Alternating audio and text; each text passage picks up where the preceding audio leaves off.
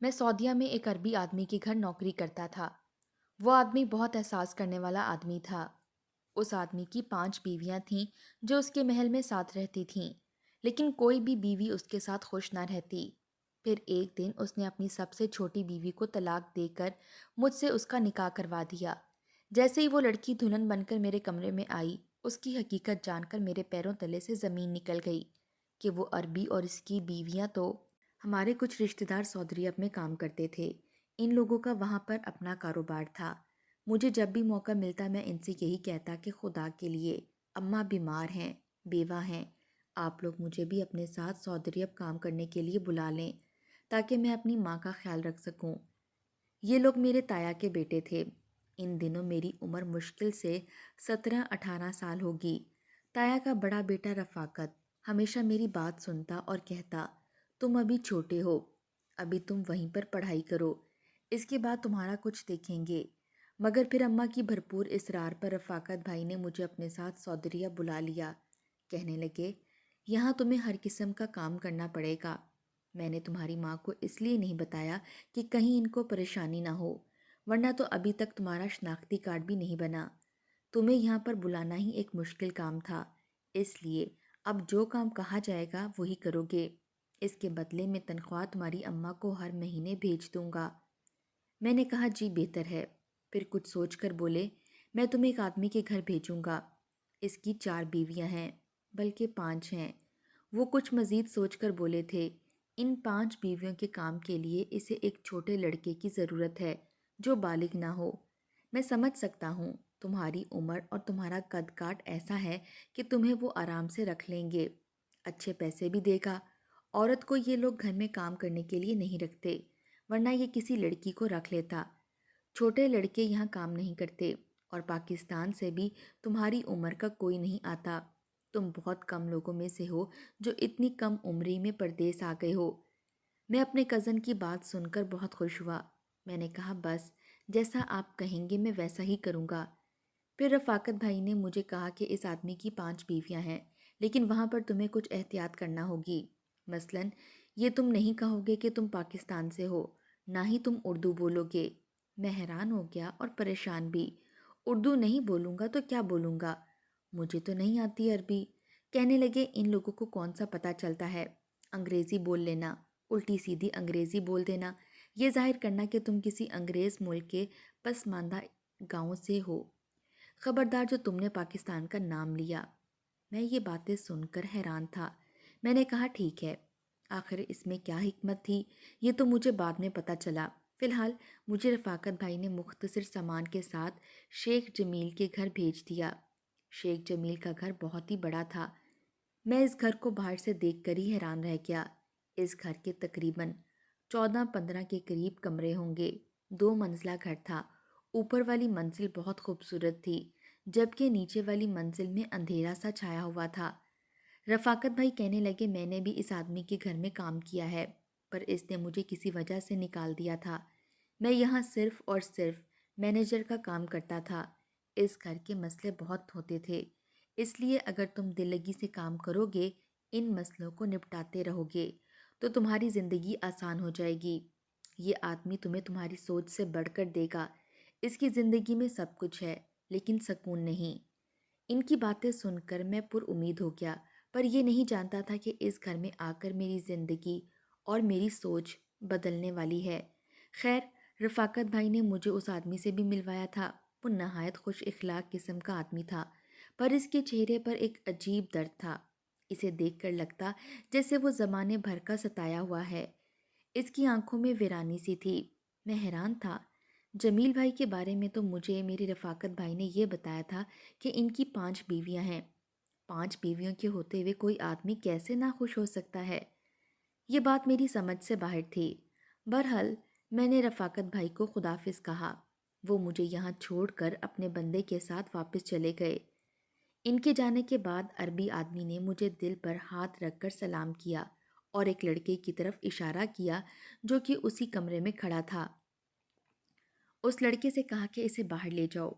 وہ لڑکا مجھے جانا پہچانا سا لگا تھا، بار بار پیچھے مڑ کر دیکھتا، پھر مجھے بڑی رازداری والے انداز میں اوپر لے کر گیا۔ सीढ़ियां चढ़कर ऊपर आते ही सरगोशी वाले अंदाज में बोला, मुझे पता है कि तुम पाकिस्तानी हो, मैं बांग्लादेशी हूँ, लेकिन खुदा के लिए यहाँ पर इस बात का प्रचार मत करना। तुम्हें हिंदी या उर्दू समझ आती है, इसकी भी एक ख़ास वजह है जो तुम्हें बाद में मालूम हो जाएगी। मैं हैरान था कि हर कोई मुझे यही बात क्यों कह रहा है। क्या शेख को किसी के पाकिस्तानी होने से मसला था? अगर था तो रफ़ाकत भाई के साथ तो वो इस तरह पेश आया था जैसे कि वो दोस्त हों। फिर मुझे उस लड़के जिसका नाम पीटल था, मुझे सारा काम समझाया। इसने कहा कि इस आदमी की 5 बीवियां हैं, इनको कभी ना कभी कोई ना कोई काम पड़ जाता है, इसीलिए इनको बाहर जाने की ज़रूरत होती है या फिर घर बैठकर ही वो चीज़ मंगवाती हैं। तुमको फ़ौरन ही इनको सब कुछ लाकर देना होगा जो वो मांगेंगी, और हाँ, इनसे कोई बात पूछने की ज़रूरत नहीं। अब तुम्हारे जहन में ये भी सवाल आ रहा होगा कि शेख की 5 बीवियां कैसी हैं, क्योंकि ये तो मुसलमान है, मुसलमान बस 4 बीवियां ही रख सकता है। मैंने हाँ में सर हिला दिया। बात यह है कि जो नीचे वाले पोर्शन में सबसे कम उम्र वाली लड़की रहती है, उसको शेख ने तलाक दे दी है। इनकी बीवी तो है लेकिन तलाक याफ्ता है। शेख इसके पास नहीं जाता, सिर्फ अपनी 4 बीवियों के साथ रहता है। और बेहतर यही होगा कि तुम अपने काम से काम रखो। आज के बाद ये बात किसी से मत पूछना। मैं इसकी बातों पर अमल करते हुए वहां से निकल आया था।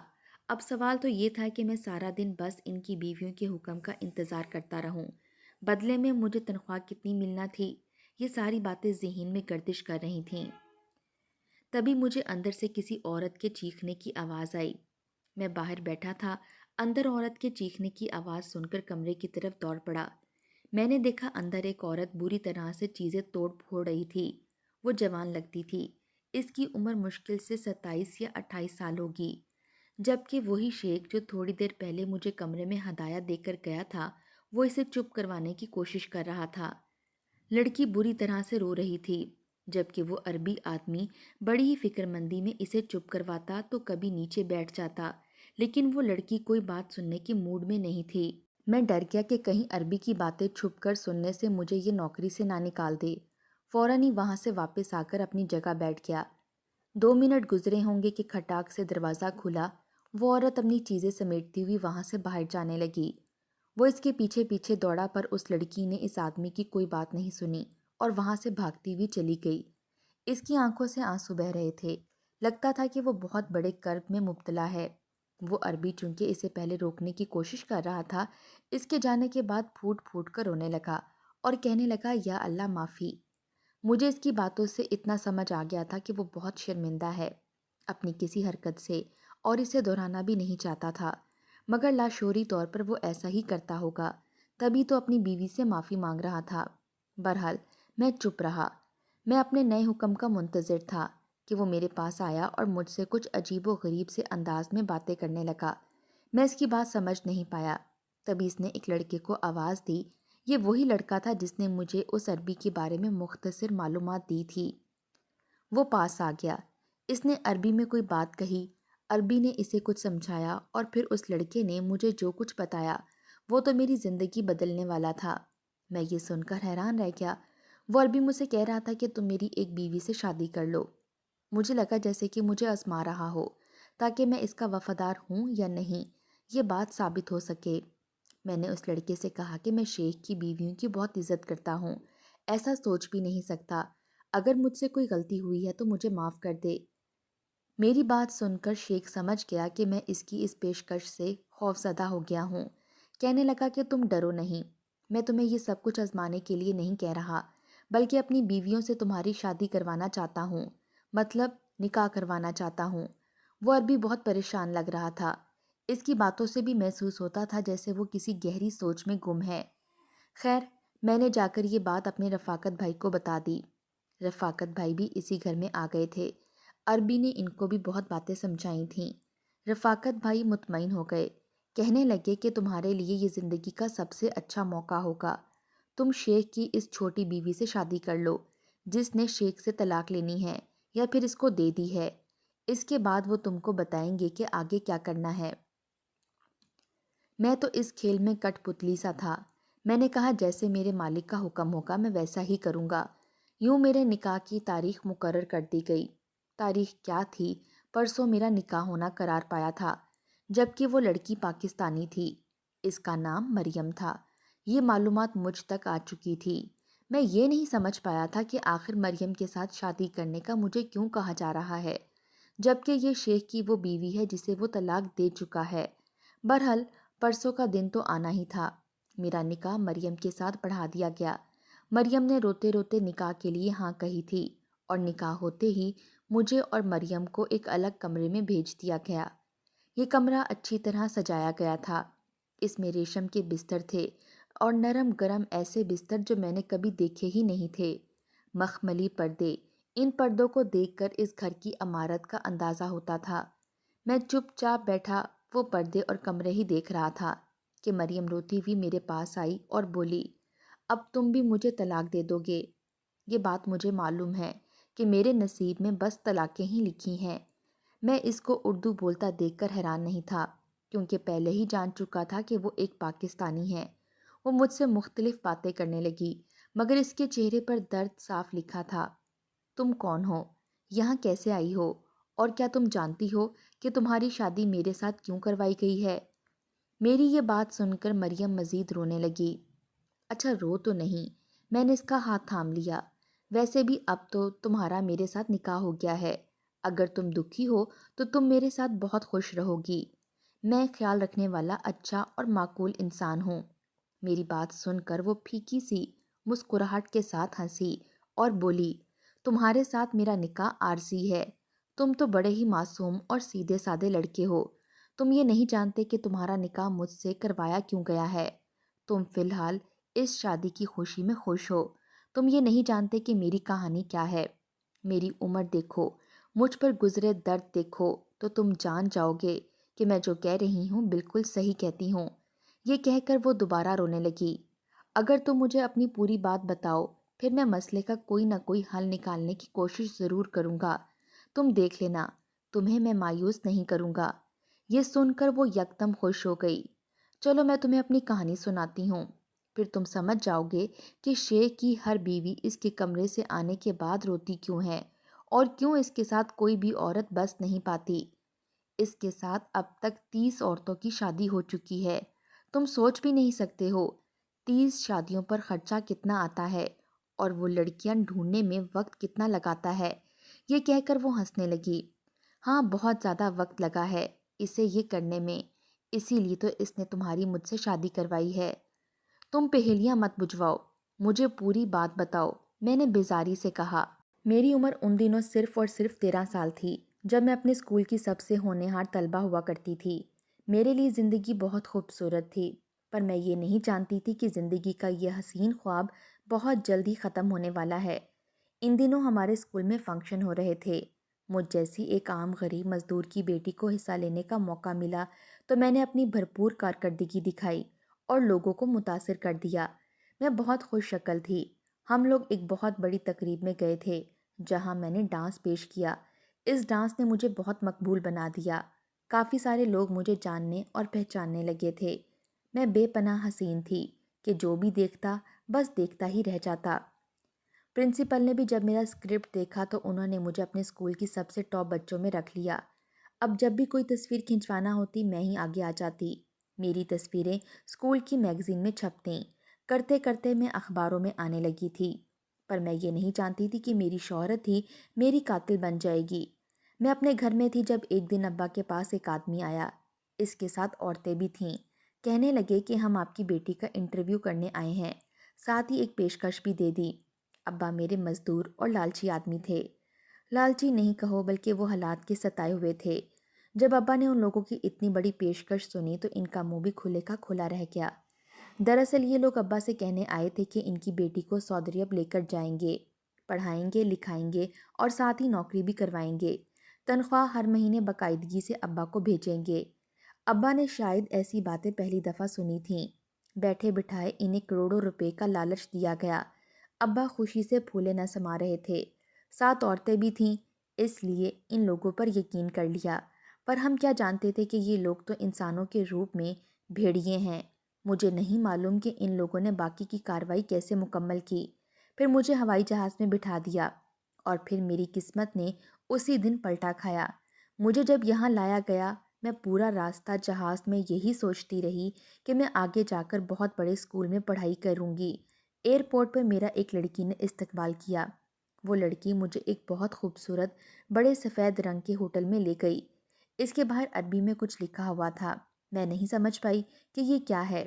وہ لڑکی مجھے ایسے ہوٹل میں لے گئی جہاں پر ماحول بہت ہی عجیب تھا۔ خوبصورتی، رنگ، روشنیاں، اور لڑکیوں نے مختصر کپڑے پہن رکھے تھے۔ خدا جانے یہ کون سا سعودی عرب تھا۔ ہم نے تو یہی سن رکھا تھا کہ وہ اللہ کی پاک سرزمین ہے، وہاں پر ایسا کچھ نہیں ہے جیسا ہمارے ملک میں ہوتا ہے۔ پر میں یہ دیکھ کر تو حیران ہی تھی کہ یہاں عیاشی کا ایک بھرپور اڈا موجود تھا۔ میں سوچنے لگی کہ مجھے یہاں کیوں لایا گیا ہے۔ یہ جگہ تو ہم جیسی لڑکیوں کے لیے نہیں ہے، نہ ہی یہاں کوئی سکول کی لڑکی نظر آ رہی تھی۔ مختلف راہداریوں سے گزرتی ہوئی وہ لڑکی مجھے ایک بڑے سے ہال میں لے گئی جہاں پر ایک بیوٹی پارلر جیسی جگہ تھی۔ اس بیوٹی پارلر میں میرے بال بنائے گئے، مجھے عمدہ اچھے کپڑے پہنائے گئے۔ میں کسی شہزادی کی طرح لگ رہی تھی۔ مجھے اپنے آپ پر رشک آ رہا تھا۔ مجھے سرخ رنگ کی پوشاک پہنائی گئی۔ میرے سر پر ایک ٹوپی رکھ کر مجھے ایسے تیار کیا گیا جیسے فلموں اور ڈراموں میں شہزادیوں کو دیکھتے ہیں۔ میں بے پناہ خوبصورت لگ رہی تھی۔ دنیا کی سب سے حسین لڑکی اس وقت میں ہی معلوم ہو رہی تھی۔ پھر مجھے ایک اور کمرے میں لے جایا گیا۔ یہ دیکھ کر میرے تو قدموں تلے سے زمین نکل گئی۔ وہاں پر ایک آدمی برجمان تھا جس نے اپنے بازو دونوں طرف پھیلا رکھے تھے۔ مجھے دیکھتے ہی اس کی آنکھوں میں ہوس بھر آئی۔ اور پھر کیا تھا، اس نے مجھے برباد کرنا تھا، اپنا حق سمجھا۔ وہ مجھے بہت دور سے لایا تھا۔ یہ سارا کھیل، سارا جال اسی نے تو بچھایا تھا۔ ایک دن اخبار میں اس نے میری تصویر دیکھی، میں پسند آ گئی۔ بس وہیں سے اس نے مجھے برباد کرنے کی ٹھان لی۔ جب پتہ کروایا تو پتہ چلا کہ میرے ماں باپ بھی غریب سے ہیں۔ پھر کیا تھا، ان کو لالچ دیا اور ہفتوں کے دنوں میں مجھے یہاں لے کر آ گیا۔ اب میں اس کے سامنے سجی سجائی ریشم کی گڑیا کی طرح پیش کی جا رہی تھی۔ میں بہت روئی تھی، چیخی چلائی تھی، پر کسی نے نہیں سنی۔ وہ دن میری زندگی کا سب سے برا دن تھا، اور اس سب کے بدلے میں میرے اماں ابا کو پیسے بھیجے جاتے تھے۔ وہ خوش تھے اور جب بھی موقع ملتا میری اچھی تصویریں بنا کر انہیں بھیج دیتے، جس سے لگتا کہ میں اسکول میں پڑھ رہی ہوں۔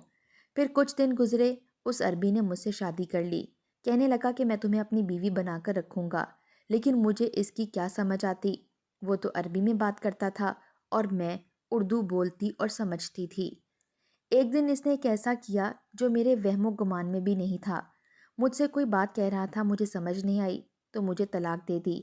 طلاق دے کر مجھے اس کال کوٹری میں پھینک دیا۔ پھر مجھ پر ظلم کرنے لگا۔ مجھے اپنی زندگی سے نفرت ہو گئی۔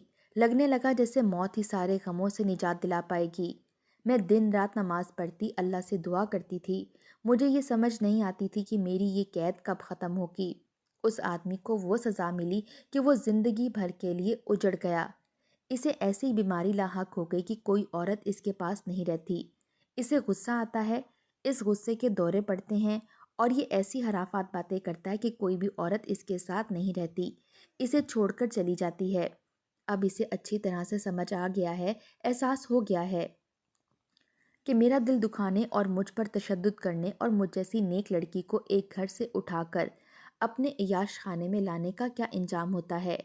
میں نے صبر کیا، ہر روز اللہ سے دعا کی۔ اللہ نے اس کے دل میں خود یہ احساس ڈال دیا۔ کوئی عورت اس کے ساتھ نہیں رہی جب سے میں اس کی زندگی میں آئی ہوں۔ اب یہ تمہاری شادی میرے ساتھ کروا کر اس بات کا ازالہ کرنا چاہتا ہے، پر مجھے لگتا ہے کہ کچھ عرصے کے بعد یہ تمہیں کہے گا کہ تم میری بیوی کو طلاق دے دو تاکہ اب میں دوبارہ اس سے شادی کر سکوں۔ اس کی یہی ذہنیت سمجھ آتی ہے۔ یہ کہہ کر وہ تو خاموش ہو گئی۔ مجھ پر لرزہ طاری ہو گیا کہ یہ قوم کتنی عیاش ہے۔ کیا واقعی میں ہی اس بیچاری لڑکی کو ایسے ہی اٹھا کر لایا گیا ہے؟ میری تو پریشانی کی انتہا نہ تھی۔ میں نے یہ ساری باتیں رفاقت بھائی کو بتا دیں۔ رفاقت بھائی بولے کہ میں اس بات سے پہلے سے ہی واقف تھا، پہلے ہی آدمی سے ڈرتا تھا کہ میں کسی اردو بولنے والے آدمی کو نہ لے آؤں، لیکن ابھی یہ اپنے اس جرم سے تنگ آ گیا ہے۔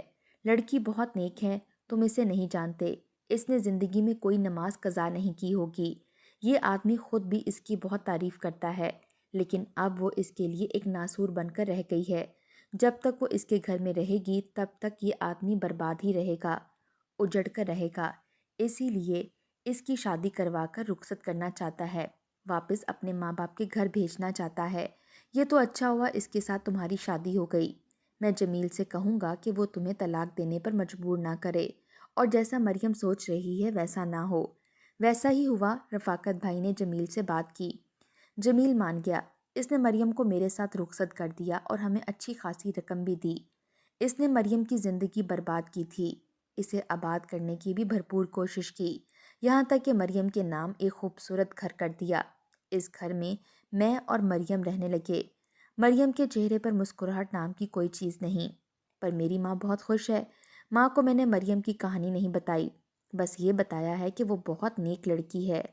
ناظرین، اگر آپ کو ہماری ویڈیو پسند آئی ہے تو لائک اور شیئر ضرور کر لیجیے گا۔ شکریہ۔